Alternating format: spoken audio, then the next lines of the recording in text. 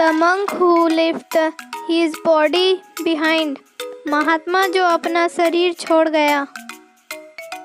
बहुत समय पहले एक राजा था। वह बहुत नेक और दयालु था, पर चालाक नहीं था। वह हमेशा अपने मंत्री की सलाह पर चलता था, जिसका नाम सबल था। एक दिन उस राजा को पता चला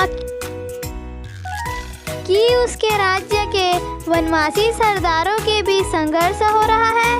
इसलिए उससे अपने मंत्री सबल को भेजा ताकि मामले का निपटारा कर दे। सबल की गैरहाजिरी में एक महात्मा उस नगर में आए।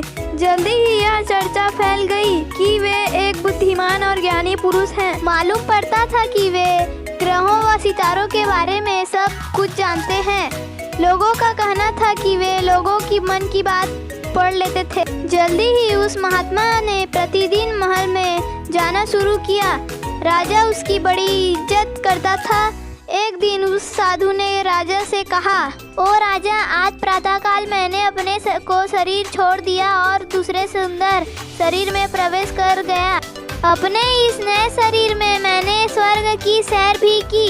सभी देवता बेसब्री से मेरी प्रतीक्षा कर रहे थे। उन्होंने मुझसे आपका हाल चाल पूछा और अपना प्रणाम भेजा है। राजा ने उस साधु द्वारा सुनाई गई कहानी पर पूरा विश्वास कर लिया। फिर उस साधु ने दावा किया कि वह स्वर्ग की सैर पर रोज ही जाता है। राजा ने उसका भी विश्वास कर लिया। अब तो वह अपना पूरा समय उस साधु के साथ ही बिताने लगा।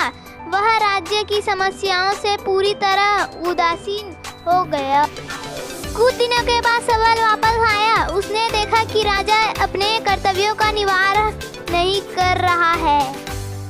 वह अपना समय उस साधु द्वारा सुनाई गई काल्पनिक कहानियों के सुनने में गवाता था। मंत्री सबल ने इस बारे में सोचा विचार कर एक योजना बनाई। वह राजा के पास गया और बोला, हे राजा, क्या यह सही है कि यह साधु रोज स्वर्ग को जाता है? राजा ने कहा, यह बिल्कुल सत्य है। तुम स्वयं देख सकते हो।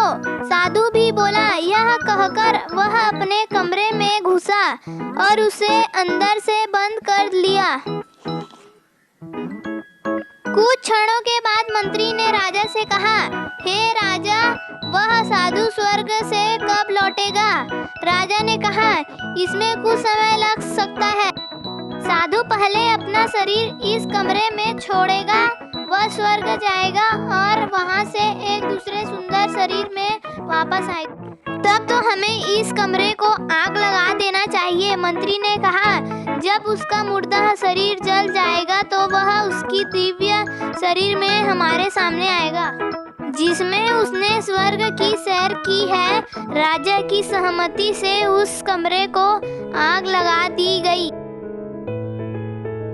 अंदर बैठा साधु जलकर मर गया। तब राजा को उस साधु की असलियत समझ में आई। वह तो कभी स्वर्ग गया ही नहीं था। वह तो कुछ देर अपने कमरे में पड़ा रहा था, फिर आकर स्वर्ग के सैर की मनगढ़ंत कहानियां सुनाता। राजा ने अब जाना कि उस साधु ने उसे मूर्ख बनाया। उसने अपने मंत्री सबल का आभार व्यक्त करते हुए उसे ढेर सारा पुरस्कार दिए। तो दोस्तों, यह कहानी आपको कैसी लगी?